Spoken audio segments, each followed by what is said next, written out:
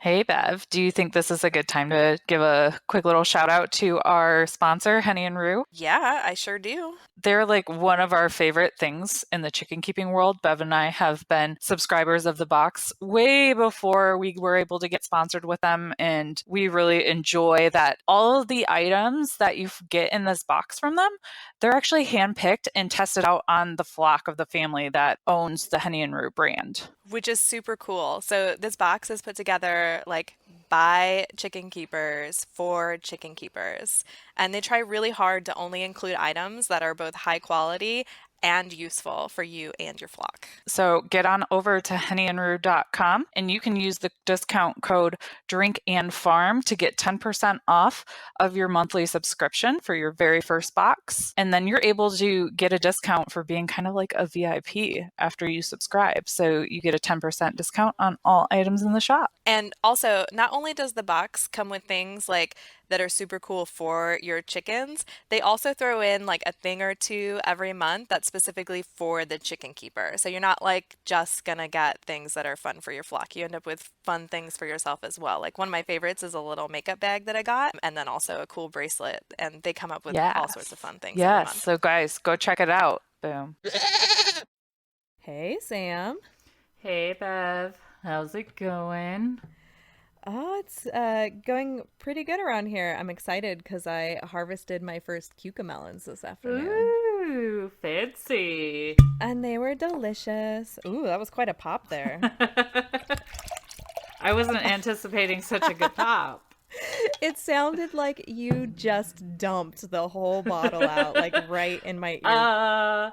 Well, sorry if it was super loud, but it was like half a bottle because stepmama needs a drink, and we'll just leave it at that. Yeah, no, I don't blame you. I can use a drink too. Maybe this will help numb some of my back pain. I have a lidocaine patch on right now because my back's been kind of being mean to me today, but You're just living the good life with your lidocaine and your booze. hey, that's all a girl really needs in life. We don't need Yeah. anything fancy. No. They say diamonds are a girl's best friend, but apparently it's just booze and lidocaine. There we go. New slogan. Yes. So, what kind of medicine are you drinking today? So this is a beer that somebody actually posted using our Drink and Farm hashtag. Ooh. And it is Revolution Brewing's Freedom of Speech. And it's a session Oh, sour ale with peaches. I'm so jealous. Yeah, we bought one. I keep like clicking the can. Sorry, you can hear it in the background, and there's no way I can edit that out. Um, it's a session sour, and it's from a brewery in Illinois. Mm. So I got it while we were there at the Naperville Ale Fest. Oh yeah, it's actually brewed in Chicago, it looks like. So cool. Awesome. What are you drinking? So I'm drinking the other half of my bottle of wine, Torch Lake Cellars White. It's Torch Light White from Bel Air, Michigan. It's just a white blend. Um, I drank half of this when we did our live on Friday.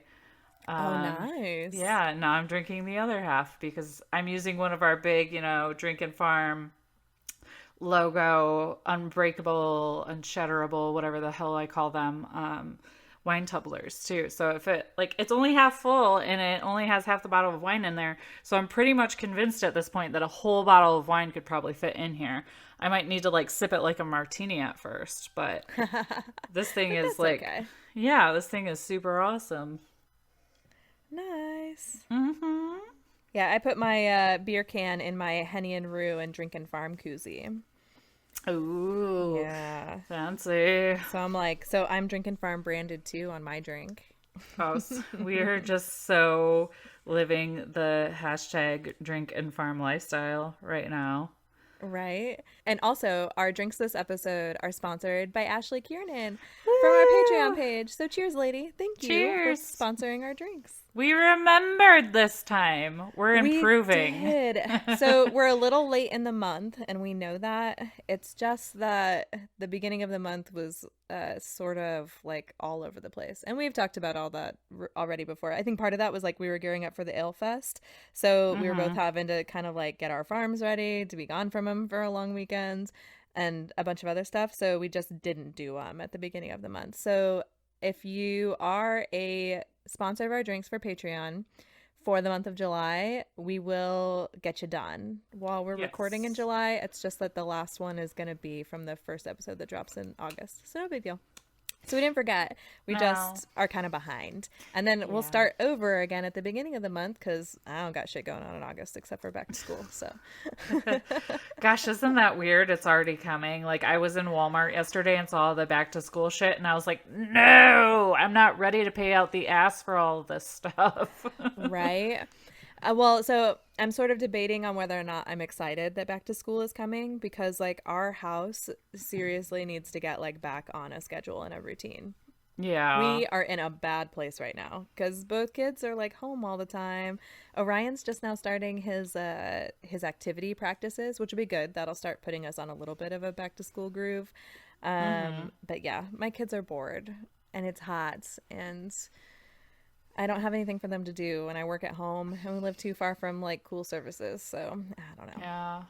Well, if it makes you feel any better, we have a pool, a trampoline, all the animals you could possibly think of, and water guns and tablets and all this other shit. Like way more than I had growing up. And my stepkids are bored, so there's that. And they're only here like every other weekend, so it's like you don't even have time to get bored with the cool stuff that we already have. But they're bored, Right? so. But Aslan did say, like, she's ready to go back to school. She's like, isn't it funny that I'm always ready to go back to school during the summer, but during school, all I can think about is summer? And I'm like, yeah, it's great for me. You're like, yeah, that's super hilarious. Ha ha ha ha ha. Yeah. Yeah. But she's definitely ready, which is good because she's going into sixth grade. Oh boy. Oh, how exciting. That's the beginning of middle school here, right? Well, technically, like where I went to school, fifth grade was the beginning of middle school. Oh, really? Yeah, but sixth grade is definitely like on the cusp of junior high. And I remember junior high, and it's like, oh, sweetie, just brace yourself. Like the hormones are Right. coming, the awkwardness is coming. I got braces in seventh grade. She's gonna definitely need braces. So it's like shit's about to get bumpy. Buckle Oh, man. up. Yeah, Orion turns 13 in August. So they do have some Aw. exciting things going on in August. Yeah, Yeah. and he's going into 8th grade. But where I'm from, 6th grade was still part of elementary school. Oh, But okay. in Arizona and here, 6th grade is considered in the middle school. So middle school is 6th, 7th, 8th. And I thought that that was interesting how states are so different. Yeah. We're Well, kind just of even like, different, like school districts are different because I think she's still considered elementary and now she's going into middle, even though it's the same building. So it's kind of oh. weird. I don't know. Yeah, the middle school at my kid's school is in the same building, but that's just because the school is so small, because we're a small rural school. So the middle Oh, school is okay. on the second floor of the elementary school. Oh, wow. So it's kind of separate, but it's kind of together. I don't know. Yeah. Eh. Eh. But I thought that was interesting because it's kind of like all of these like states are like their own little mini countries with all of their own little different rules. Yeah, well, that was the point of states, I believe, was so, we could break it That's up and true. not have the federal government be in our business 24/7, even though they kind of sort of always are. True. But whatever. Well, but I had an annoyance with it the other day because we finally got the title to our truck that we bought when the Subaru got Oh. totaled. And so I got the title, and we were going to transfer my husband's plates from his truck to the new truck because that got totaled also when I hit the deer. And we finally like had the plates from that back. So I was like, oh, perfect. We can put your plates on it, and then I can put my Subaru plates on my new Subaru whenever we get that. But the plates on his old truck only were in his name because that title only had his name on it because he bought it before we met. But the new truck that Okay. we just bought had both of our names on it. So we took that plate down to the BMV, that's the Bureau of Motor Vehicles in Ohio. I know they call it something different in every state. Yeah. And they were like, oh, no, you can't transfer this plate because it only has his name on it. And the title has both of your names on it. So it has to be Oh a my plate God. that has both of your names on it. So I was like, well, wouldn't you know it? I have one of those too. Yeah. I gave them the other one. They're like looking at me all funny. Like, what do you mean you have another plate? Oh my God.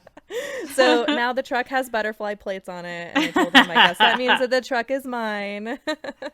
I mean, that works. That's convenient enough. Right. But I was like, "Ugh, I think this means that we're going to have to just title the Subaru in your name if we want to keep the plates. Because we are those crazy people that pay for like multiple years. And Ohio doesn't Oh, refund you the money when the car gets totaled. that's annoying. So we didn't want to lose out on it. Like, it's only like Yeah, $100, but still $100 but is $100. still, I mean, that's a lot of goat yeah, feed. it is. So I don't want to lose it. I don't blame you. That's And that's ridiculous. Bev Bitch's Corner. Oh boy. There we go. That's all I got to bitch about today. Okay. Well, for now, anyways. For now, maybe something else will come up while we're talking. Who knows? We'll just move it into Sam's salty corner. It's fine. There we go. And then we can be salty. Well, I do want to shout out like I mentioned before, we did that live on Friday. And we did the drawing for the June review giveaway thingamajigger that we did.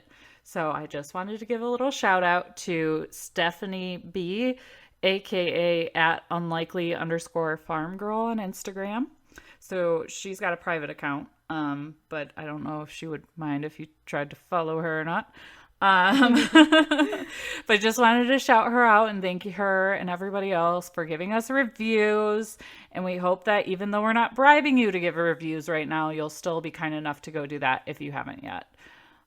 Because that would be super cool. It makes, us more visible. So it is a very nice little gesture that you can do for us. That's for free. So there's that. That's over on iTunes. Yeah. And what did she win? Did you tell us what she won? I can't Oh, remember. I know that was just like 2 seconds ago, but my brain just like totally scrolled again. No, I totally get it. She won 2 limited edition, and limited edition means it was a pain in the ass for Sam to make, so she only made 2. Never again. Never to be made again. So they're super special. Yes. So you want to get in on our giveaways. We give away cool Yes. stuff. They're on the rocks glasses. Like, Ooh. I could still do those. It was just the lettering on the back that was a pain in the ass because it's our logo on the front and then on the back it says Drinkin' Farm. And then she's also getting 2 Henny and Rue / Drinkin' Farm koozies to go with it Woohoo. as like padding so they don't break on the drive over because those are not unshatterable. Those are like not goat friendly, Okay. but they're freaking adorable. So there's that. Well, I guess the people will have to tell us if they want us to add on the rocks glasses to the shop. Yes. Because it sounds like you can. Yeah. We just, maybe we won't put Drinkin' Farm on it. Maybe it'll just have the logo. Yeah, I'm thinking that's acceptable. Sam's like, I'll make those. Fine. Yeah. Fine, Bev. And then, well, and I still want to do pint glasses, but I haven't found like good, affordable, like smooth-sided pint glasses that I like yet. Yeah. That are like, Sam and Bev approved. So those are coming in the future, but I can't promise when. Yeah. And, so because I used to run that Girls Pint Out group, I'm familiar with ordering certain types of merch, and pint glasses were something that we ordered in bulk and had yeah. somebody else make. Yeah. So I'm and open to that idea. yeah. The hardest part is getting them shipped, though, because like I'd rather them just go out individually to people so that you don't have to package up pint glasses because they're kind of difficult to ship because they're bigger. Right. And also, you have to have them commercially delivered to you if you are getting them all at once. Like, you have to have like a warehouse place with like a place for the pallet to come off on, because the minimum order in order to get a reasonable cost is like 72 of them. And it Oh, requires God. like a pallet and a forklift to like get that off of a truck. So yeah, I had to like have them delivered to my work and stuff when I did that. It was kind of a pain in the butt. So Oh boy. yeah. So yeah, that's merch logistics. You're welcome, people. This In is case why you we're wanna, in case you wanna make your own merch. this is the pain we go through trying to deliver you fabulous things. Logistics. We're like UPS over here. Is that their catchphrase? Logistics. I don't know what their catchphrase is. I just know they run around in brown shorts and deliver me stuff. Oh That's yeah. all I know. Yeah.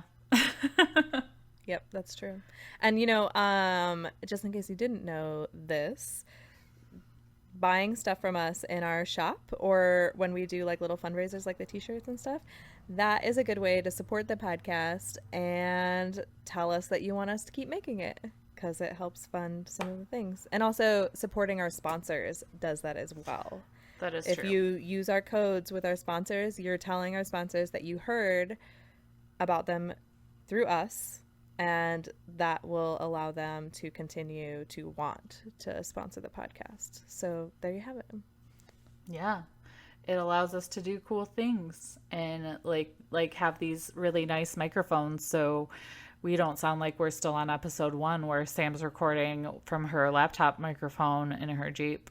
So That's right. And then there's always the Yes. Patreon page. We got a new drink sponsor this month, so Woo! she'll show up on the rotation in August, because that's when the cycle starts over. It like starts the cycle over every August 1st, I guess. And yeah, our Patreon page is a great way to support us as well. For just like a couple bucks a month, you can get to listen to all of the cool sound bites we got going on over there. For $5 a month, you get added into the swag. So every few months, we try to send out something cool swag wise to you guys for supporting us on Patreon as thank you.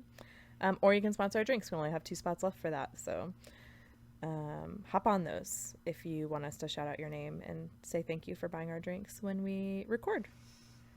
Yeah. And Sam will do a fancy schmancy Instagram post calling you out too as an awesome human being that helps us get our drink on. That's right. Mm-hmm. So, speaking of getting our drink on, we had our happy hour in the group. Yeah. So we should talk about that a little bit, because I know not everybody that listens got to see the live happy hour. So if you aren't a part of our Facebook group yet, you should go join that. And I'll put a link to it directly in the show notes so you can just click on it and join if you're a part of Facebook. And then you can watch the replay if you want and tell us if you want us to keep doing that, because we had a blast doing it. Yeah. And I'm It was hoping fun. you guys had a blast watching it. I don't know. Well, I noticed there was quite the uptick in interaction after we did the live because Montana was kind enough to show us some pictures of her gutter garden. And then like people were like chiming in and chatting with each other. And it was really cool to see because that's kind of the reason we wanted to start the Facebook group was so you guys could get to know each other. And Facebook's a little easier, with the groups to do that than say just like using the drink and farm hashtag. Yeah, you can find other people that like to drink and farm, but Facebook is a little more social in my opinion because it's just geared to be that way, especially in those groups. Yeah. Whereas like Instagram, while still social because it's social media, it is different. So it's good if you like that. If you're like in chicken groups or goat groups or any of that on Instagram or on Facebook and you enjoy that, you might like our group too. So go ahead and check that out. Yeah, and let us know if you enjoyed the happy hour or if you thought it was dumb. I don't know. I thought it was pretty cool. I was super drunk during it, so I don't know if anybody else could tell. Yeah, just a little. It's Just okay. a little, yeah. I was a little more outgoing than I normally would be. I think I was a little nervous, and then I had that rally to go to anyway, so I was like, well, might as well drink my feelings away, and then I'll be more fun. Well, and also you had an audience watching you, which was like not just the live audience, but like people physically with you, Yeah, that's putting right. pressure on. Yeah. Luckily, they were all the way across the porch from me, so I don't think they were paying too much attention to what I was doing. But we saw your husband, so that was nice. That's right. Yeah. Yeah, if you watch the replay, you'll get to see what my husband looks like. He like scared the crap out of me. Like for real. It was awesome though. You didn't see my husband, but he called me Giggles after I came out of the room, so apparently I was being very loud. Oh, okay. So he must have been Oh, able to hear wow. you laughing. That must have Yeah. meant that we were at least funny to each other. I mean, we usually are. That's true. So, No one laughs at Bev and Sam like Bev and Sam. exactly. And while we were in the live happy hour, we opened up the forum to questions, and we got a really great question on whether or not Sam would be vaccinating her new chicks for Marek's after having the Marek's scare. And it kind of opened up like this whole great, what's what I'm looking for? Like, we just sort of realized that like we didn't know a whole ton about vaccinating for Marek's, like besides the fact that it was Right. available. So we weren't able to like fully answer the question. So we're hoping that we can fully answer that this episode because we did a little bit of research. Yes. So yeah. And by that, Bev means Bev did research, sent Sam articles. Sam looked over them in 5 minutes before we hit record because that's just how we roll sometimes. But we did have like a brief discussion about it beforehand, so I could see like where the conversation needed to go. And within even that 5 minutes, I realized how little I truly understood about the Marek's vaccination, which was interesting. So yeah, I guess we can start talking about it now that I've kind of admitted my ignorance based on procrastination. Well, and like when I ordered my chicks, like I said, I didn't do it because I really didn't fully understand what Merrick's was. Like Right. we've heard about it, we read about it in those like how to take care of your chicken books. And whenever it gets to like the section on like, oh well, should I get my chicks vaccinated, it always just says, oh well, that's just a personal choice, because I guess nobody wants to get in on the vaccine debate. I don't know. Well, you definitely don't want to start it on the whole human front. So, Well, no, but we're not talking about humans because we don't right. care about humans. We care We're about making animals. That's why we're homesteaders. No, just kidding. We we care about yeah. humans, but Just being very clear that Bev and Sam are not talking about human vaccines, and we will not talk about human vaccines because it is a it touchy doesn't subject. have anything to do with our homesteads necessarily. That too. either. Yeah. Yeah. Yeah. We're Just like religion and politics, we don't talk about it here. No. even though those two things probably have something to do with your homestead or somebody else's homestead, but Right. still, it's just not relevant. Right. Or it's not relevant to the conversations we're having because we want to have open dialogue with people about like the things that are all going to be universal to all of our homesteads. And like the decision on whether or not to vaccinate your animals is something that's going to be universal, and everybody's going to have to answer that question themselves. Exactly. And one of the things that we found when it comes to chickens is that there's just not a ton of people doing research on them. I mean, there is like some research. It's usually done on like, for commercial chicken benefit. So that's like sort of Right. that's sort of the lens through which the research is viewed. But we'll link to the articles that we discuss in the show notes. And the first one that we'll link to is going to be from the PBS NewsHour. And the title of the article is "This Chicken Vaccine Makes Its Virus More Dangerous." And this is something that I hadn't really thought of or realized was the way that the Marek's vaccination works. According to this article, they did some scientific studies, and when they gave the Marek's vaccine to the chicks, yes, those chicks became immune to Marek's. But what happened was they basically became they became a host for it. So their dander sheds off the Marek's virus because they're now carriers of it. Right. Which can have a lot of implications for how you manage your flock, because hearing that, it makes me feel that like if you are going to vaccinate for Marek's, then you'll want to make sure that every chicken that you bring on your farm is going to be vaccinated for Marek's, if that makes sense. Otherwise, you're going to end up with some potential losses. Now, you may have some chicks that weren't vaccinated or some hens that weren't vaccinated that do already carry a natural immunity because they are doing like chickens that have gotten Marek's and survived it, I guess, or that are carriers and don't show any signs, you can breed that into chickens as well, from what I'm understanding when I've read the blogs and the articles about this. Does that sound right, Sam? Is that what you have come across? But I don't know. Do chickens ever survive Marek's? Yes, you can be a carrier of it and not show signs. So you're a carrier, but you're not going to drop dead. You're not necessarily going to grow the tumors, but you can still shed the virus. But you can, I know like Country Fried Tina, I know I've mentioned her before. Tina, the main chicken in that, Instagram, she has it and she's surviving. She's not always thriving every day, but she's doing vitamin therapy with her and she's still kind of, she's doing her best and going strong for a bird with Marek's. But, it's not like Tina is going to live, her best life necessarily because she has that disease. And it's always something she's going to fight.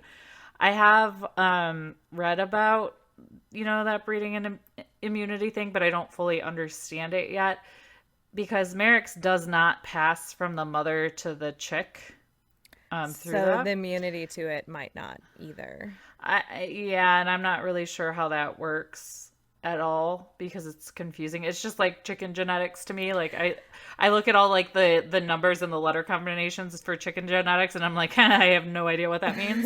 We So need a it's kinda- chicken genetics expert. So if that's you, Yeah. send us an email. drinkandfarm@gmail.com. Yeah. But yeah. I've read about that, but I guess it's a very long and trying process and you're going to see a lot of death if you try to breed immunity because, if they're not vaccinated, they, could get it. They're, let me back up a little bit. I guess like basically one of the people that follows me messaged me and said, if it is Marek's, don't beat yourself up because I've had a university vet tell me before that if you have air in your coop, you have Marek's. Like it's just that prevalent. So while that's not true that all flocks have Marek's, it's just that you can easily get it because of how easily it is spread because it's spread through the air. I don't know how that would work with immunity. Like those chickens might be wandering around with Marek's, but maybe they're just not dying from it, but they can still give it to another chicken. So you can breed immunity within your flock, but that does not mean that you should turn around and try to sell those chickens because they still have it. So Yeah. Well, and so what this article is saying about this specific vaccine is they're calling it a leaky vaccine, which means that you give the vaccine to the chick and the chick doesn't get Marek's. And in fact, those chickens tend to be super healthy just in general, but they are carriers of the virus and they are shedding it off in their dander because it is a leaky vaccine. But experts are saying it's still a good and vital vaccine because it does keep those chickens from dying of Marek's. And like Sam said, if you have air in your coop, it's possible that there is Marek's. In fact, Sam, I forgot to tell you, I chased a bunch of wild birds out of my coop the other day. I don't know how they got in there, but yeah, they were all panicked and in the rafters and like slamming themselves into the walls back and forth. I had to open the big doors and get a broom and chase them out. And I was like, for crying out loud, well, if I didn't have my Marek's in here before, like I've definitely got it in here now if one of those wild birds has it. Yeah, we have like vent hole kind of things that aren't like actually vented. They're just like holes in the top of our roof, and we have all kinds of birds that had nests and babies in there. So it's like, or sometimes they just threw in there, like fly in there through the run door. So they just, you can't control the wild birds. Right. They're kind of assholes. I pulled up another article. It's the website is virology.ws, and I just like Googled leaky virus for Marek's, and yeah, this one also says it can shed too, which is just nuts. Like it just feels like there's no way out. But I'm not saying like, okay, I said I wasn't going to talk human vaccines, but there are some human vaccines, like, for example, the HPV vaccine, where you can still get it, but if you have the vaccine, it allegedly makes your chances less of getting it. So, Or and I it'll be shouldn't. less serious when you get it. Yeah, I guess so. I don't know. Yeah, I had really bad reactions to that vaccine, so it was not a pleasant time in my life. So, but that's the one that sticks out the most where it's like it might help you, it might not. So that's kind of what this Merrick's one seems like. It's, kind of has the same vibe to me where it might help you as a chicken, but it could have other consequences later. I guess kind of like any medication really where there's potential side effects. Well, It's not considered a perfect vaccine like the polio or other like, tried and true ones for humans or maybe even other animal ones. But well, and yeah, so so what I kind of took away from this also is just that like there's not necessarily any harm in getting the vaccine for your chicken because your chickens will be fine yeah. should Merrick's arrive. Yeah. And one of the things also that I would want to research more, and I didn't think about this earlier, is like what the mortality rates are of giving your own chicks vaccines, like when you administer them yourself. Because like ordering them from wherever you get your chickens already vaccinated is one thing, because if something goes wrong when they're giving the vaccine, then they just put a different chicken there. They just grab a new one, vaccinate that one, and put it in your box. But when you're hatching chicks at home and you have to do that all by hand, like it's very likely that baby chicks are very small, and it's a subcutaneous vaccination, which means that it just goes under the skin. You don't put it like in the meat or in a vein. So you just kind of like pull the skin back, put the needle in, and it just like goes under the tent of the skin. Did I describe that so that you could visualize that, Sam? Did that make Yeah, sense? and I Okay. saw some pictures earlier too. Okay.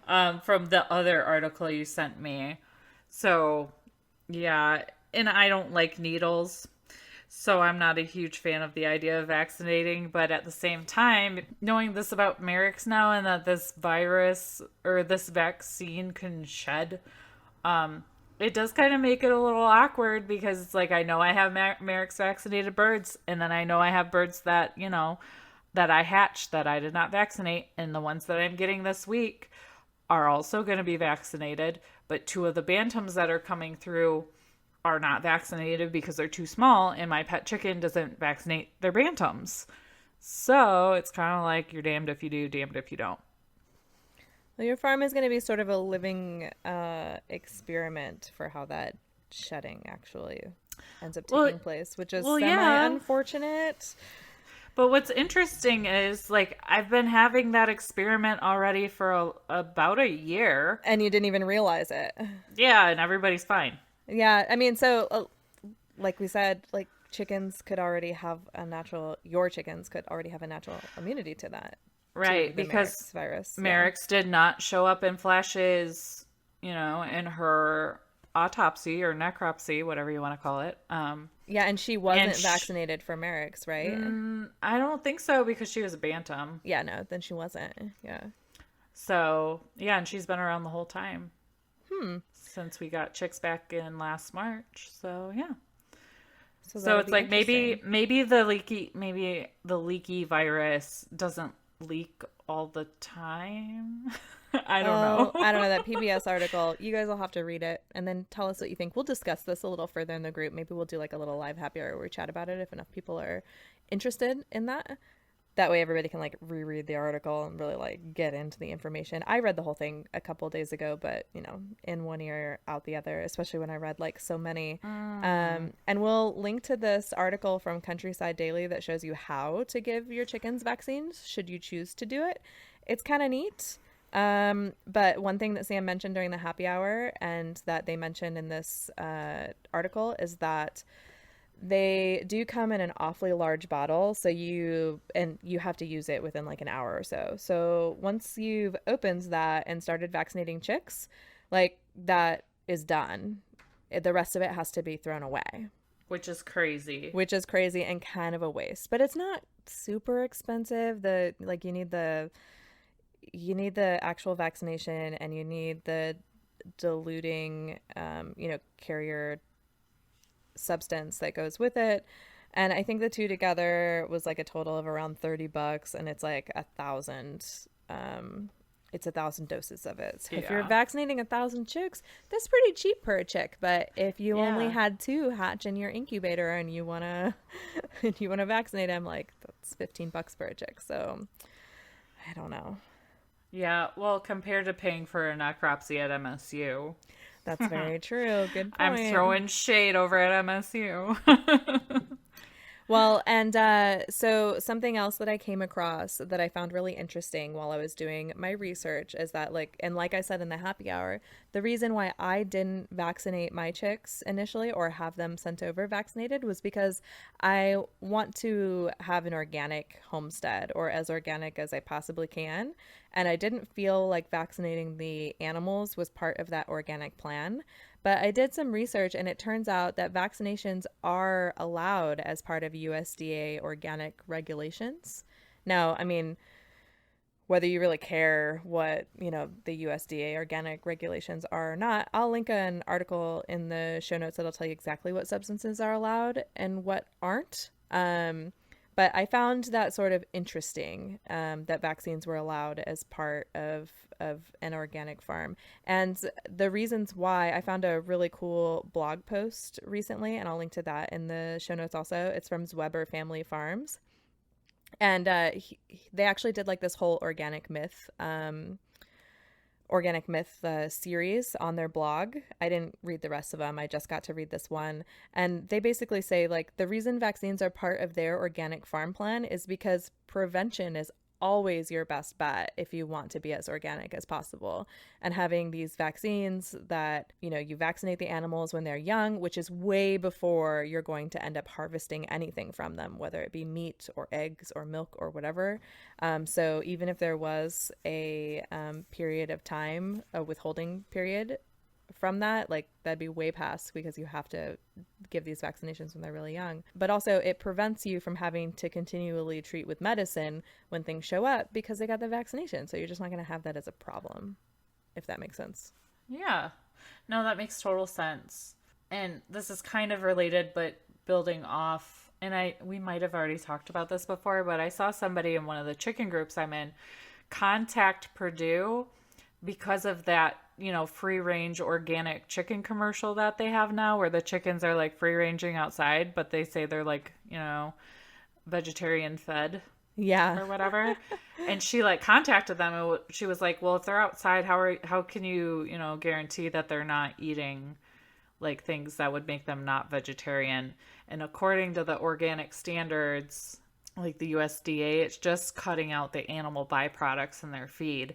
It's not covering them eating a baby bird when they're outside and, running around with it like it's a trophy in their mouth. So it's just strictly their feed doesn't have animal byproduct in it. Now, take that how you will, if you want that vegetarian fed or not, because we've had the discussion before of the good animal byproduct versus the bad animal, byproduct before.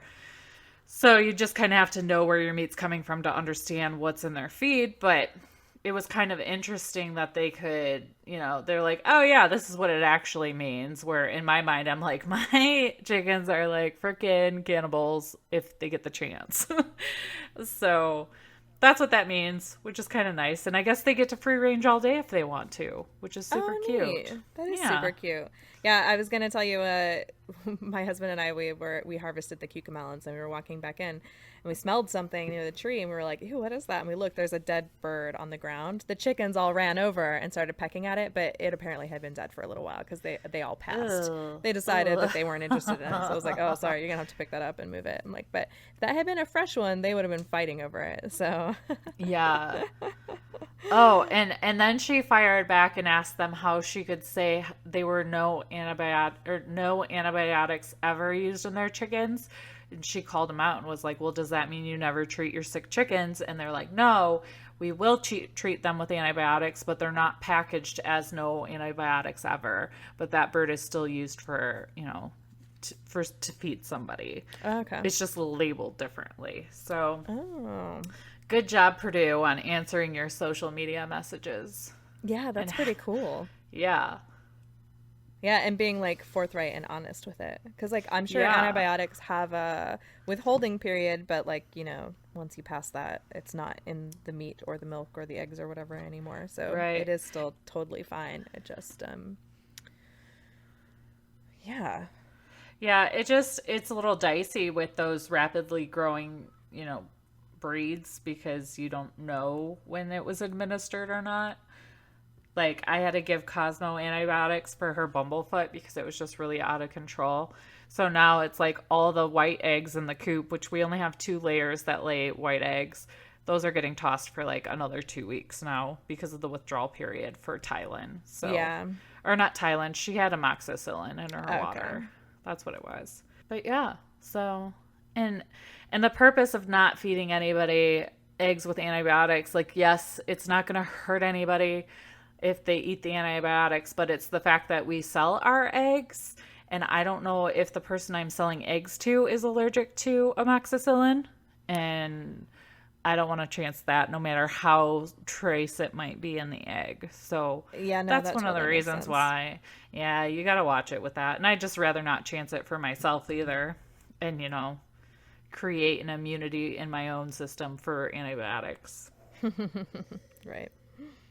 So we'll link to all of these articles in the show notes so that you can kind of see it. And if you want to discuss further with us, you're welcome to. We like this to be an open dialogue. So regardless of like how you feel after this, we're happy to chat about it. Because like I said, we're constantly sort of learning and changing our minds as it is as well, because we're kind of learning and growing in this. So Yeah. getting new perspectives and thoughts, and questions is always good, because like you might think of a question on something that I don't necessarily think to question. So Yeah, just don't be a dick. yeah, That's the only rule. yeah, don't like message us and say, oh, you guys are morons because you're even thinking about vaccinating your animals. Like that's not legitimate feedback. That's not. No. Yeah.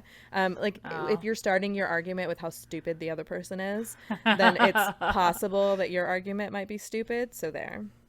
Yeah. So there. You started it. Oh my gosh, you're so mean. I'm good. Let's be adults. Let's put on our big girl panties and have a discussion. Well, guys, you can put on your big boy panties, I guess. You don't have to wear girl panties. That's a whole different podcast, but you know what I mean. You can wear boy panties if you want to. Wear whatever panties make you happy. Wear no panties. This is the judgment-free zone. Well, mostly judgment-free, but yeah. That's right. I don't know. You just like stuck out your tongue and like raspberried at somebody. So I did. yeah. I mean, we're sassy, but we're good people. So, we're not outwardly mean. Right. Yeah, no, we're not outwardly mean. No, never. Are you looking for something that's totally safe to use in your coop and around your house to repel pests? Well, we have discovered the most amazing product called First Saturday Lime, and it is safe to use around your fur, feather, and human babies, around your home, and in, like Bev said, in your chicken coops, stables, and barns. And we actually even use it in our duck ponds. And by ponds, I mean pools, because we're cheap like that. But we sprinkle a little bit in there, and it actually helps keep the funk down. Yeah, First Saturday Lime is so useful, like regardless of what kind of animals you have or how many you have. It helps keep smells down, helps keep flies down, it helps keep pests down. Like this is a product that you definitely want to be using every first Saturday. Make sure you go to firstsaturdaylime.com and check it out. And then when you buy it, make sure you use hashtag drink when you check out to get 10% off. And you can use that hashtag every time you check out and buy First Saturday Lime. Because remember, you want to buy at least one bag a month because you want to lime every month. What are you waiting for? Go do it right now. Now. Meow. I almost said right meow. My husband came in because he wanted a sip of my beer, and he took all of it and hasn't brought it back to me. That is just mean. It must mean it's good. Is mean. It must be good. He's going to get yelled at when I get out of here, because I might have to spend the rest of the podcast without a beer, which is going to make me super sad. That's rude. I would be texting him like, bring me my beer back or bring me another beer. Oh, yeah, good idea. I forgot I had this phone in front of me. I'm totally going to text him. Rude. Yes. Do do do do do. Texting my husband. Bring me back my GD beer. Hopefully he has his phone on him. And I have another piece of follow-up as well. Ooh, okay. Yeah, I forgot to calculate out for everybody what the cost of my meat chickens were. Oh, yeah. And fun fact, while I pull that all up, because I've got it in my Smart Stutter app in my phone, and I'll put a link in the show notes to the Smart Stutter app. I actually think it's kind of cool. I got a free year because I won some sort of contest. I don't know if I'll pay for it because I don't use it quite as often as I probably should. So I might not be getting the best value out of it. But there's a lot of value to be had in an app like this. So what I did was I just put all my receipts for my meat chickens inside the app, and then I told it how many pounds we harvested from our 13 meat chickens, and it gave me a cost per pound. And I paid $3.14 per pound, which is... That's not terrible. No, it's not. And it's for the whole chicken. So that's including the bones and stuff. That's the chicken dressed. So the feet weren't on it anymore and the organs weren't in it. So that was whole, ready to cook. My average was $3.14 per pound. Now, I mean, you can get those fryer chickens usually for 99 cents or $1.99 a pound whole from the grocery store. But, they're just they're regular grocery store chickens, not pastured chickens, that you raise on your own farm. Right. But something else that I wanted to point out that was left over. I'm sorry, lost my train of thought. He just brought me my beer back. Did he have a look of shame on his face? Because he should. He didn't, and my beer is awfully empty. So. Oh, how rude! Doesn't he know that's how we make the magic happen? Apparently, alcohol. He doesn't. Right. And something that was included in my cost that I won't have in other for future meat chickens is that I bought that stock tank that I raised the chicks in, the high walled stock tank. That was $67.99. Oh. So that's not an expense I'm going to have again unless we raise a ton. I'd probably only put 20 or 25 of those in there at a time. Okay. So if I was going to raise 50 at once, I'd probably buy a second one. But, honestly, I don't know that I want to butcher 50 at once. So I don't know that I'll ever do that here. Yeah. And I That's a also had lot. to, yeah, that is a lot. And I also had to buy them a new feeder, which was $20.99. And I had to buy a new heat lamp because I couldn't find, I knew where it was, but I didn't realize that those hatching eggs were duds when I bought the meat chickens. So I bought a second one because I didn't want to have two sets of chicks and not have two heat lamps because, one set of chicks would have suffered greatly. And I live so far out, I can't just run out and buy a heat lamp. So Right. I bought a second heat lamp. But the chicks themselves were $25.87, and that was for 13 chicks.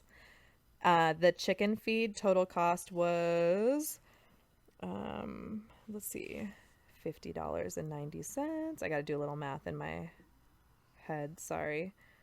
You're fine. I'm bad at math, so I would be using my calculator.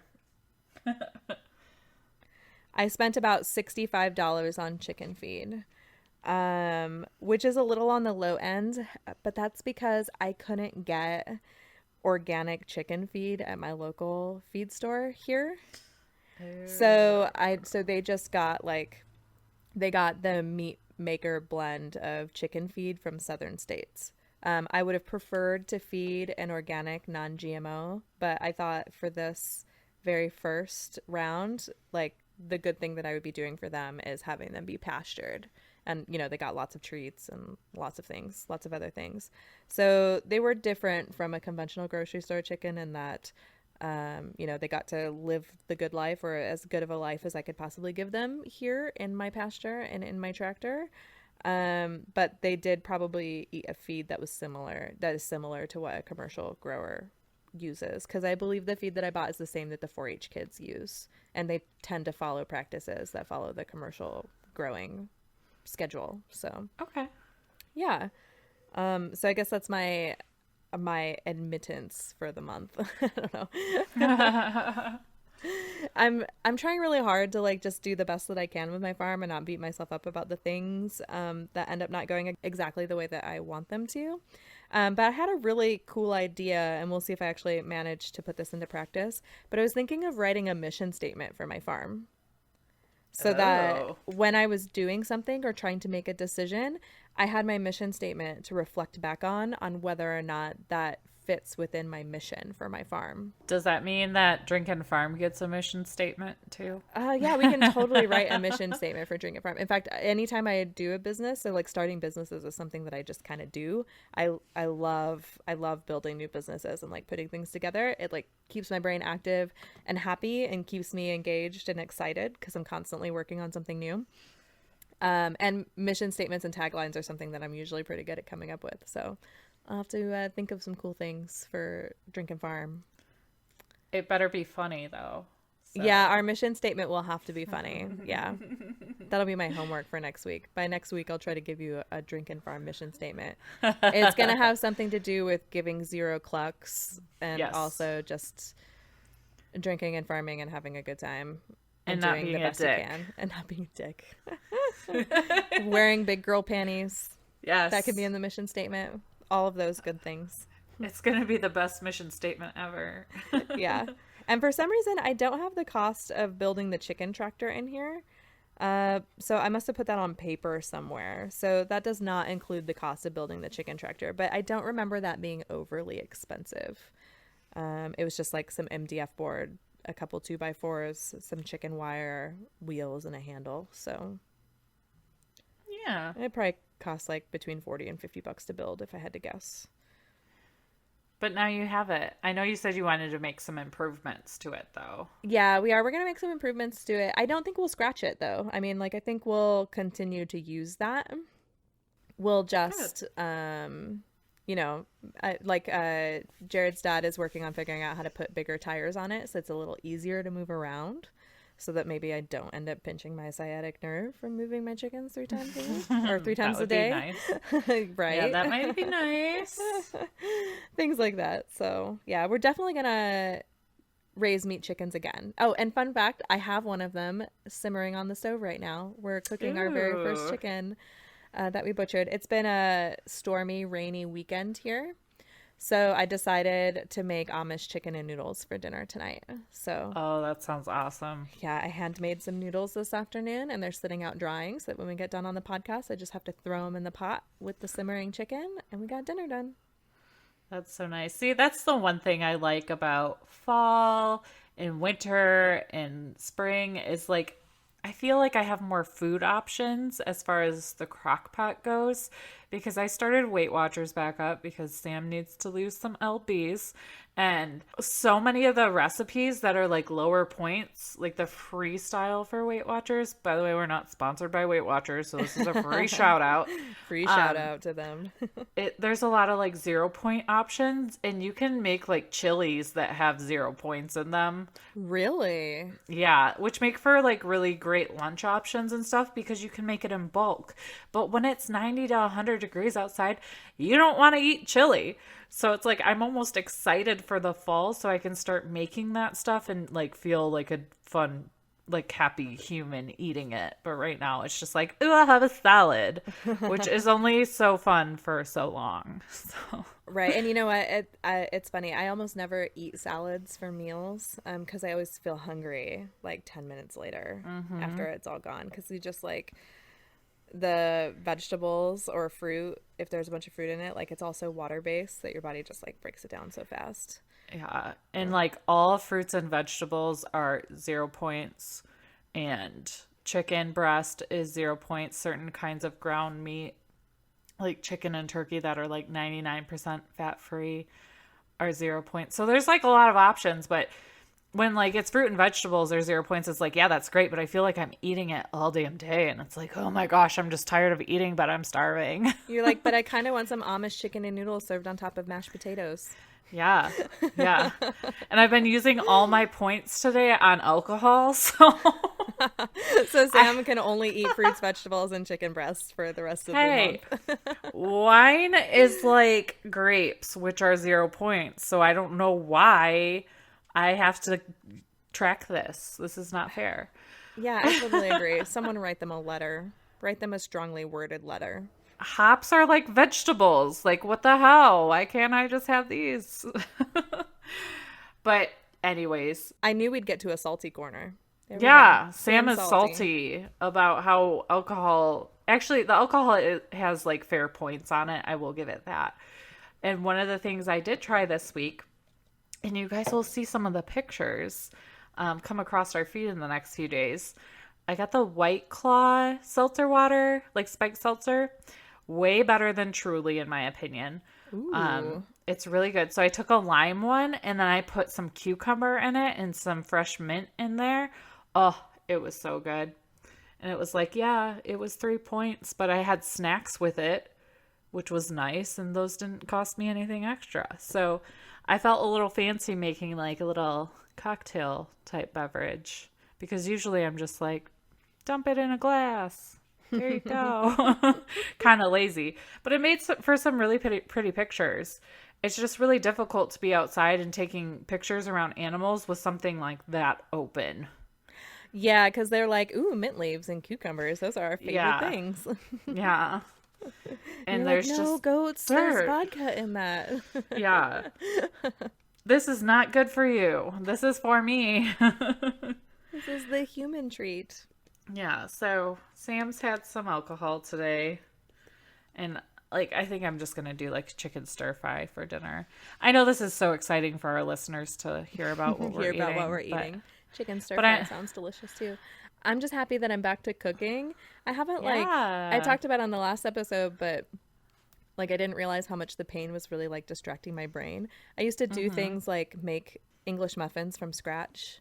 Oh And my like God. make cheese and like, you know, like I love to make things. Like when it's bad weather outside, I'm in the kitchen like preparing something to either freeze or save or, you know, make for dinner. So I felt good to be like in the kitchen making noodles from scratch and like simmering a chicken that I was actually the one that butchered it. So I don't know.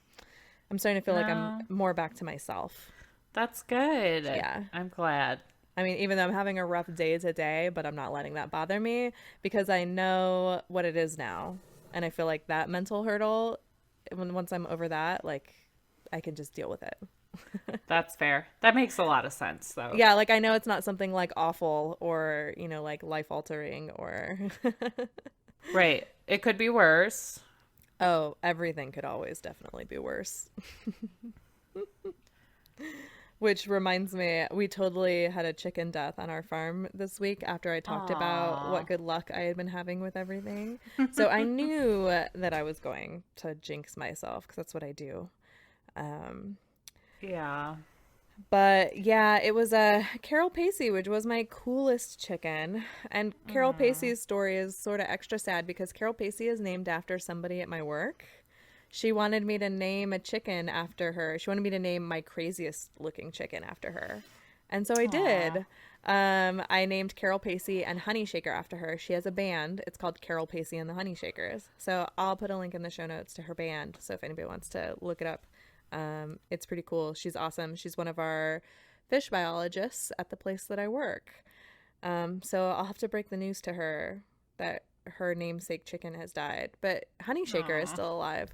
But I'm feeling a little extra guilty about it because Carol Pacey almost definitely died from an oviduct infection, which I could have treated with antibiotics, possibly. Like, there's no guarantee that your chicken is going to get better once you actually treat it for something. But I was keeping an eye on the wrong chicken because, so Carol Pacey and Honey Shaker are both Easter eggers. So they have the potential to lay tons of colors of eggs. I mean, I guess not tons, but you know, they have the potential to lay a wide spectrum of colors. I got overly excited when Honey Shaker was young. She had super bright blue earlobes, and she actually still has those earlobes. So when they both started laying and I got a bright blue egg, I automatically assumed that that was coming from Honey Shaker. So those weird eggs that I was sharing in my Instagram feed of like the wrinkled eggs and the multiple eggs within an egg and the tons of soft-shelled eggs, I thought that those were coming from Honey Shaker. So she was the chicken I was keeping an eye on, and she was fine. I mean, she's the one I posted in my Instagram story. She's the one that goes all the way up in the top rafters to sleep. And then every morning she flies down and hits the wall and then falls down and gets up and runs out the door. I put it in my Instagram story. I'll try to remember to save it in my chicken's Instagram story in case anybody wants to go watch it. It's kind of hilarious and kind of sad all at the same time, but without fail, every morning when you open the door, you hear this flap flap flap flap flap thunk. And I was like, well, if she's fine enough to still be going up in those rafters and hit the wall every day, then she's healthy. Yeah. There's nothing like really wrong with her. I mean, yeah, sure, I'm sure hitting the wall every day isn't great for her, but she'll stop doing it when it hurts bad enough, I'm assuming. And it turns out it was Carol Pacey laying those pretty bright blue eggs. And Honey Shaker lays like sort of an olive toned blue egg. It's still a blue egg, but it's a little greener. And I don't remember what color Carol Pacey's lobes are for sure, but I know that they weren't bright blue, and she had those big muffs that covered them, so they were kind of hard to see. So yeah, I need to apparently follow my chickens around for the next couple weeks and take note of who actually lays which egg. I never really cared or paid much attention to it because, you know, I have so few chickens. I figure everybody's good. I mean, like, But still. I can see when one's not laying because I only have 2 of each breed. So I'm like, oh, one of the Buff Orpingtons isn't laying. I'll keep an eye on them. And Yeah. then they'll both start again. So Yeah, it's really hard for me to keep track of who lays what as far as like brown eggs go because we have so many brown egg layers and we have so many chickens that I'm like, I want to put like, I can't put like a game cam in there because they flop around so much. It would just be like thousands of pictures of them running around like idiots. But it'd be kind of nice to know who lays what. But usually it's just by chance that I see them, like the brown egg layers, like laying and working hard in there. But we have 2 normal size white egg layers, and then we have 1 Easter egger that's laying right now. So it's kind of like, those are easy to tell apart, but everybody else, it's kind of like, eh. well, and those eggs can come in all sorts of shades, like every now and then, especially because it's hot right now. I'm getting a lot of speckled eggs because the color is not you know, being evenly distributed because they're kind of, I can't remember whether the heat makes them kind of lay them faster so they don't get as much time or if they take a little longer, but something about the heat is kind of affecting the way that their color is coming out. Can't remember where I read that. I'll research that and I'll correct myself next week if I'm wrong. That's fair. Fair enough. Yeah. So like it's hard to tell with the brown ones because there's like so many shades of brown and sometimes it just looks different because it spent more or less time in the little colored injector area of the oviduct. That's a funny way to think about it. Like, there's an elf in there just painting away. Yeah, pretty much. That's kind of funny. I always kind of pictured it as like, you know, like those chocolate factories, you know, like the little the little nozzle thing came down on top of the egg and then just like squirted the color over the outside and then the egg like continued down the belts. Yeah. Yeah. Like that. Chickens, the little egg laying factories. Tiny Yes. egg laying factories. Yeah. Yeah. And I got to get involved in my chicken's pecking order this week also. Oh, how did that go? Yeah. So I had to go back out into the coop after dark because my husband came in and he's like, one of those chickens is in the nesting box again. I'm like, dang it. Piggy, the one that got attacked by the dogs, she's one of the Buff Orpingtons. Anytime, like ever since then, she's been laying her egg in a nesting box and then just like hanging out in there. So I have to keep going in there and kicking her out like all the time. She's not really acting like she's actually broody because I can coax her out with treats. And if I can distract you with treats, you're not really serious about actually hatching any eggs. Right. Or at least that's the way that I always view it. But man, I had to pick her up like 3 or 4 times and put her on the rungs. And she just like kept hopping down and going back in the box. And I finally got her to stay. And I realized that my Silver Lace Wyandotte which is Hermione. She's the one that I had to give the bath to last week after Carol Pacey died, because she had kind of a dirty rear end also. And her back is still like pretty awful looking. Her skin is looking a little sunburned because she's missing so many feathers now, and they've been free ranging, so I think she's got a little bit of a sunburn. I need to put a hen saddle back on her, and I got some cool ones from Thimbleworks, so I need a second set of hands to go out there with me to stick them on, because I'm not fancy enough to put a chicken saddle on by myself. It's super hard to do by yourself. Right. I wouldn't recommend it. But I always have Matt help me. she was perched on the roost bar right under 3 chickens that had their butts facing her. And I was like, well, gosh. this is why your feathers are looking so shitty. Like, they literally are covered in shit. Like, that can't be good for their feathers. Like, No. I mean, and so much of it. So I picked her up and stuck her on the top rung of the roost bar so she wouldn't get pooped on anymore. And Bellatrix, my top chicken, turned and looked at her and pecked her super hard over and over again. So I took my hand and like kind of shaped it, like their heads, like I was gonna peck at her, and I pecked at her over and over again to get her to back away. And then she tried to go for it again, so I grabbed her and I picked her up and I stuck her on the bottom rung of the roost bar, and she kind of looked at me like, excuse me? So she jumped down, got some food, kind of ruffled her feathers around, and then hopped up and was like looking at me as she was like hopping back on the rungs. And she did end up back on the top rung, but away from Hermione. So I left her be. But I was like, yeah, when I see you picking on somebody else, I'm going to do something about it. Like, no wonder that poor chicken looked so bad.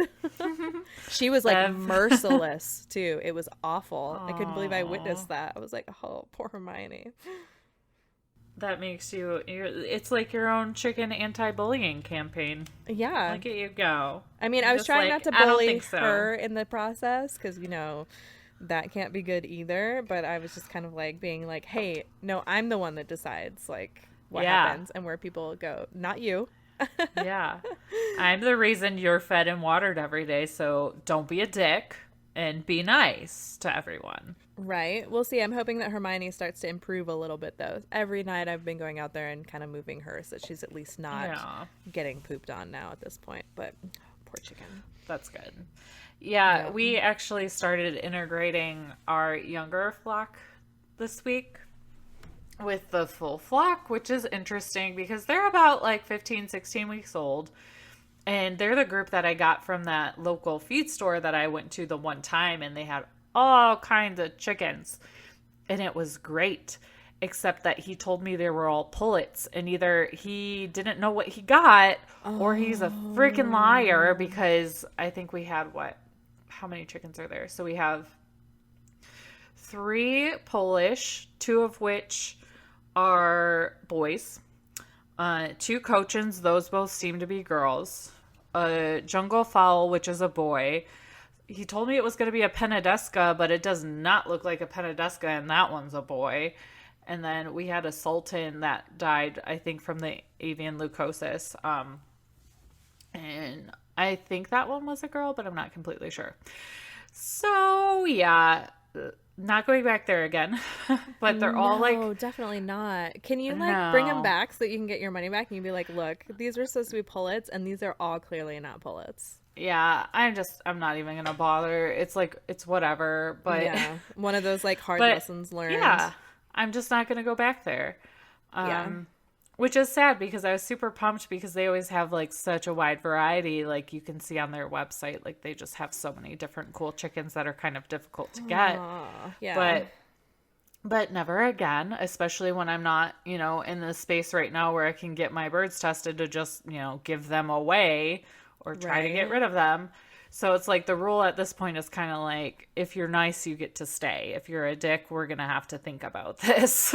No, that sounds like a great rule of thumb. And I saw a picture of that jungle fowl rooster. He is gorgeous. He's cool. And he's just so chill. I hope he stays chill. Good. Now, Ricky, the blue Polish, we actually thought we lost him on, when was it, Friday night?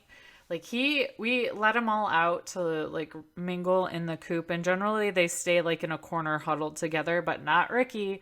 Ricky was like outside living his best life, wandering around, and my husband and my stepdaughter put them away, but I think he got out somehow, and I couldn't find him the next day. Like I looked everywhere. I looked in the trees, no. looked behind the barn.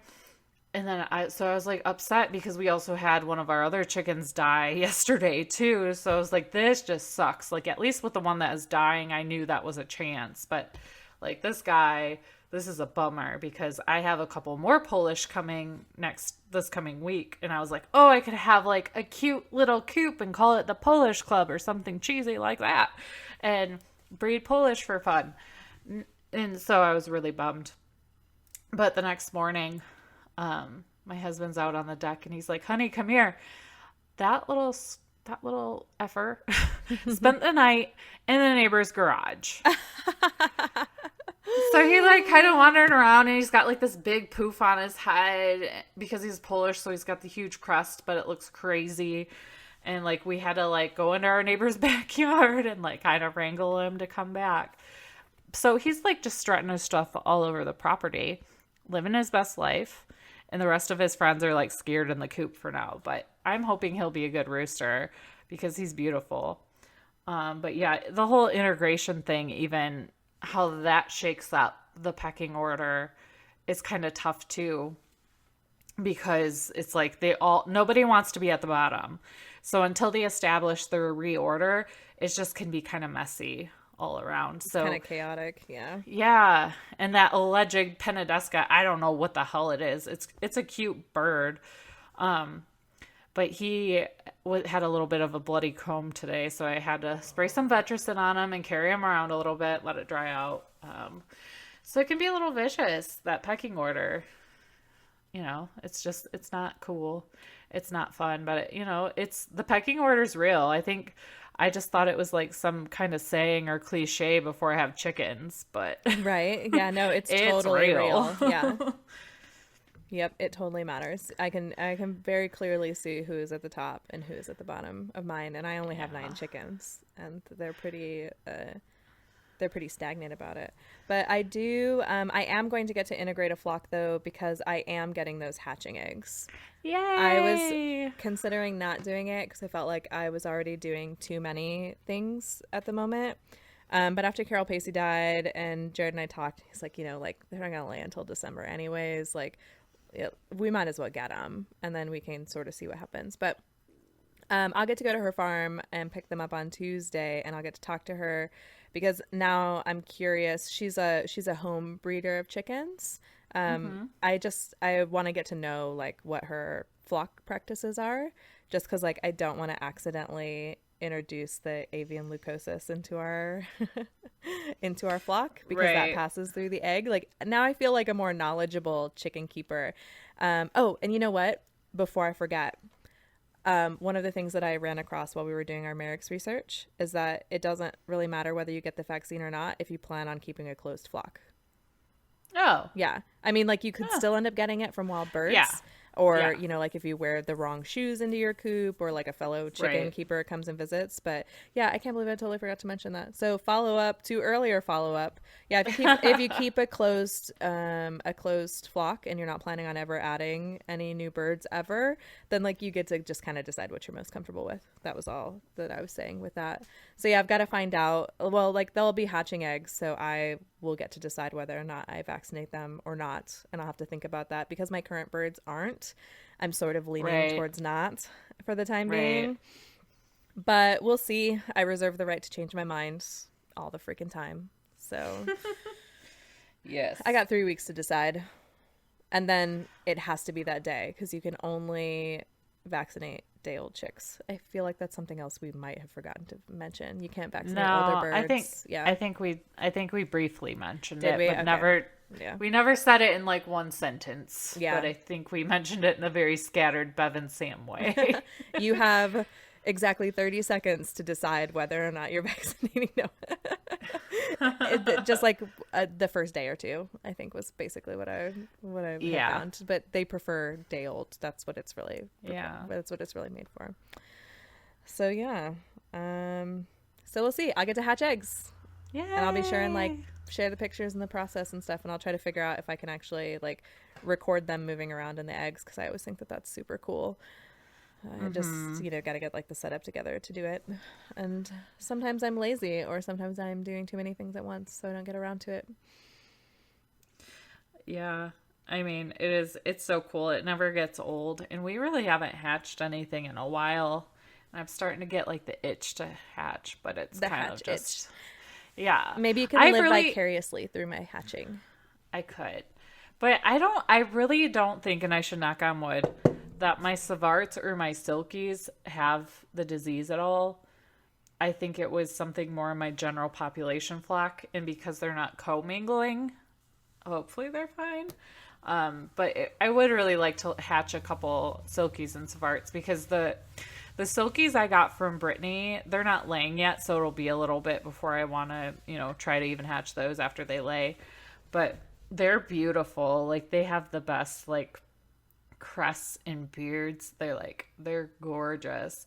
So it's like I'm kind of dying to try to hatch out some of those. And they came out in kind of a fun splash color, so they're primarily like grayish, blackish, but they have some different kind of patterns, and they're just so pretty. And then the Savarts, like, that's why I got them in the first place, was because I wanted to breed those and sell them. And while I'm not going to sell them anytime soon until I can get everything tested, like, I think it'd just be fun because they're fun birds. Even though Gomez is kind of a dick, I took him out today to do some pictures because Sam sometimes takes bulk photos and schedules her posts in advance because life happens, and she still likes to talk to people on Instagram. Nope, I don't blame you for that. Take a photo that day. So I took some, like, but I haven't had him out to take pictures in a while, and I did, and he just looks like pissed at the world in them.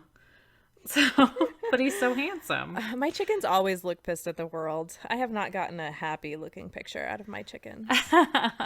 But one of the things that I do love about Instagram and getting to know like you and everybody else a little better is I love hearing about all the different chicken breeds. Like, I had no idea like what a Svarthona was, or like a Silky, or I don't know. There's so many like fun chicken types out there. Yeah, I had no clue that there was more than one breed of chicken until I had chickens, which is just stupid. Like, I feel like I should have known that, but I really didn't think about it before I had chickens. Well, like, I thought that there were, like, I knew that there were white leghorns because of Leghorn foghorn, and that's where white eggs come from, is from white leghorns. And I knew that there were chickens that laid brown eggs, but I thought that they were all, like the reddish brown chickens, like the Rhode Island Reds, or those were the two types of chickens that I thought there were: Rhode Island Reds and white leghorns, and that's it. That was it. And then and then the meat chickens, which are like the big fatty white chickens. Right. Yeah. But still, like, very basic looking chickens, not anything like a Barred Rock or a Silver Lace Wyandotte, or anything like that, or Lavender Orpington, or like, there's some crazy chickens out there. Just so many. I need more chicken coops. You do. Join me. And Join me in the madness. I don't know if I told you this. I can't remember if we talked about it briefly, but because I just went to like a cool little like fundraiser in my town this weekend, I got to talk to the guy that runs one of the food pantries in the area, and he totally takes backyard chicken keepers' eggs. Oh, so that's cool. Another reason why we decided to take on the hatching eggs, because I told my husband, I was like, well, now we know where to send the extra eggs. Right, and it's going to a good cause, Yeah, and it's going to something that just like makes my heart happy. So, yeah, because there's nothing worse. I remember those days. Like, there's nothing worse than not being able to buy groceries when you need them. Yeah. So, like, that's a cause that I'll always support, like, as much as I can. So it's like a basic human necessity. But man, that kind of got into a downer. Didn't mean to do that. No, but not really, because it's good that you know what to do with those extra eggs, instead of letting them just rot on your counter. Right. So it's being used for a good purpose. A very good purpose. Yeah. And I try to like dole out my extra eggs to my neighbors and stuff so that I don't have eggs laying around for too long. My neighbors will still get lots of free eggs too, but just another thing to do with them.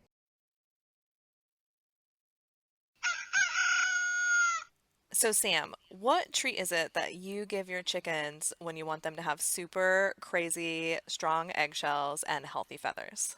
Well, my grubblies bring all the girls to the yard and sometimes the boys too. And they're So like, it's obviously, better than worms? yes, damn right. It's better than worms.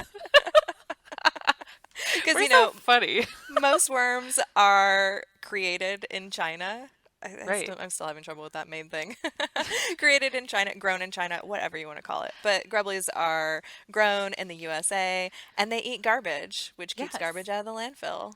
And I it, mean, like food garbage, yeah, not like yeah, plastic, yeah. but Well, that'd be pretty amazing if they could eat plastic too. But they do offset 7 pounds of carbon dioxide for every pound too. So that's why you should just go ahead and subscribe to get them every single month because not only is it fantastical for your chickens, but also for the environment. yes. And you can use code WINE20 at checkout at grubblies.com and you'll get 20% off your first order. Woohoo! We got a farm story from somebody this week. Oh, yeah, that's right. We did. Yeah. But neither of us has really read it yet.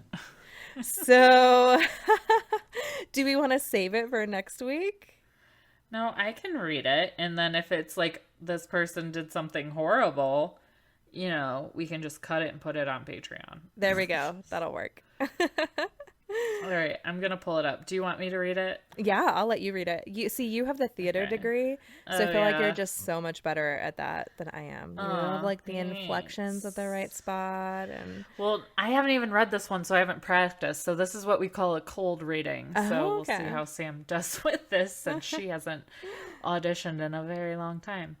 So this is from JLB82. So that's JAYELLEBEE82.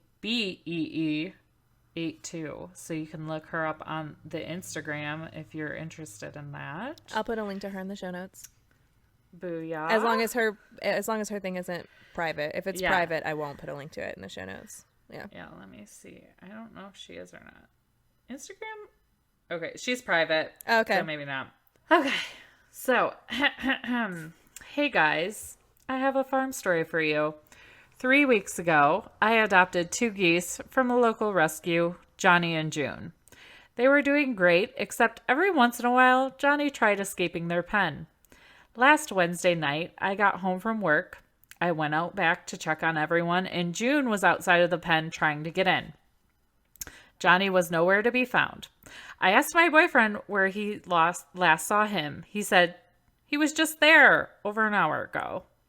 So I had the embarrassing task of walking down the road and informing all of the neighbors, "Hi, our goose got out. He's big, white, and gray. Can you let me know if you see him?"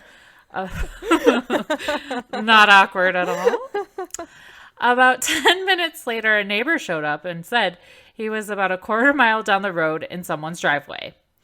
By the time we got there, he was in the creek swimming away. This was the start of our literal wild goose chase. The next morning at 5:30, we chased him around another neighbor's farm for 2 hours. We could not catch him. He was most active about 5:30 to 7 a.m. In the afternoon, he seemed to disappear. I got multiple calls from neighbors telling me he was at their house. By the time we got there, he was gone. He spent most of his time about half a mile down the road. So, I had no hope that he'd just make it back home. On the 4th day of getting up super early and chasing this darn goose, I was really getting frustrated and really discouraged. Everyone told me not to worry, that he'd be fine and wasn't hurting anyone or anything, that he was living the life hanging out in the creek. On the morning of day 6, I got a call saying the goose was in a neighbor's pasture.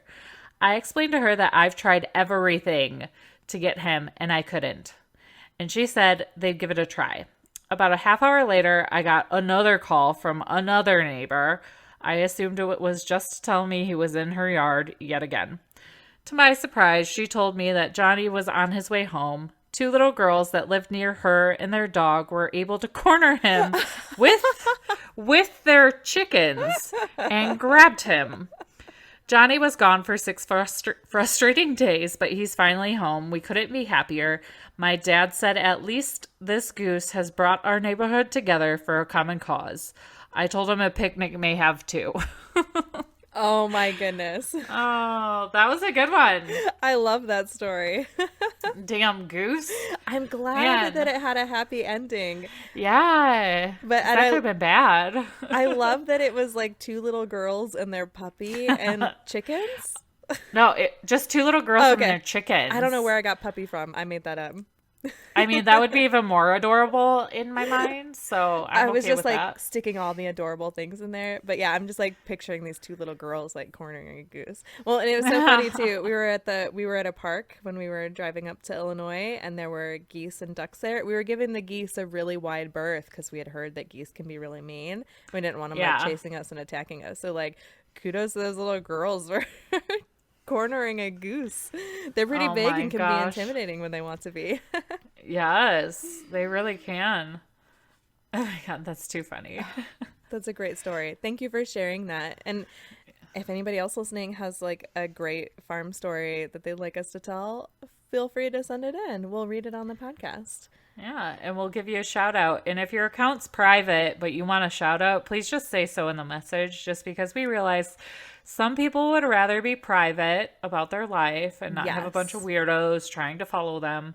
So, or if you want to remain completely anonymous, that is also an option. Just put that in the message too. Yeah, you just got to let us know. We'll respect your wishes. And we'll send a message to her that gave us this story and find out what she wants, because I'll cut out her name and all of the other stuff if she doesn't want it. And if she does, I'll leave it and I'll link to her in the show notes. So yeah. I'm just sending her that message right now. Oh, perfect. You're just on top of it. A shout out in the show notes. Okay, I'm done. Done being distracted. Well, guys, thanks for listening to this episode of We Drink and We Farm Things. I'm Bev. And I'm Sam. And we would appreciate it if you would follow us at Drink and Farm on Instagram if you're not already. And if Instagram is your jam, we'd love to hang out with you over there. And feel free to use the hashtag Drink and Farm while you're safely drinking and farming. We have no rules over this hashtag. It's just use it when you want it. And then we'll post one on Tuesday, one on Thursday as features. Sam finally got fancy and decided, yep, we're going to do 2 a week because enough people are using it. And like using the hashtag in a way that's just awesome, because it's so hard for me to pick. And I guess I should let Bev pick too. Oh, I didn't think of that. And, you know, I thought of something too. We don't have any rules with our hashtags. Like if you don't want to tag us, we don't care. We just click on the Drink and Farm. Fine. And we feature whichever one's like, you know, or Sam features whichever one she sees. Because I am just kind of going on there. But if you want to interact with us, feel free to tag us in them. You can tag at Drink and Farm, or you can tag one of us individually, or both of us if you want to. I don't care. Yeah. Whatever. I mean, tagging is how you like poke people to tell them to talk to you, I guess. So yeah, if you specifically want us to talk to you because you used our hashtag, then tag us. But if you don't care, just use the hashtag Drink and Farm. And when we stumble upon it, we'll probably comment, because that's what we do. Right. I guess I shouldn't be so presumptuous and assume if they're using hashtag Drink and Farm that they want to be featured, but I'm just doing it anyways. And I figure if somebody yells at me, it's fine. Yeah. I mean, was anybody using that hashtag before we started this? No. Okay, yeah. So I'm going to go out on a limb and say that anybody using the Drink and Farm hashtag is doing it because they heard it on the podcast or saw it on Instagram in our Drink and Farm feed. So there you go. I think that's a safe assumption. I think so too. I mean, not that two people can't come up with the same idea at the same time randomly, Yeah. because brains are weird and that can totally happen. But I don't know. It was sort of an original idea, I guess. Yeah. I don't know how that happened. I come up with ideas all the time. Some of them are duplicates of other people's. Some of them are unique. It just kind of depends. Yeah. I try really hard to stick with the unique ones, but sometimes your brain does, like you said, funny things, and you see something and then like 3 days later you think it's your idea, but it's not. Yeah. Oh no, I know. That's totally happened to me. And then I always like feel a little guilty about that. And I'm like, dang it, Brian, you should have reminded me. Anyways, we went off on a tangent while we were signing off. This is our Surprise! 21st episode of We Drink and We Farm Things. We probably should have been doing shots the whole time.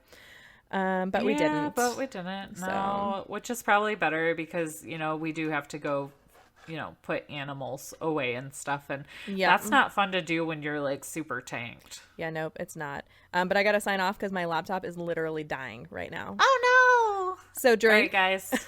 Farm. Give zero. And give 0 clucks. Oh, no.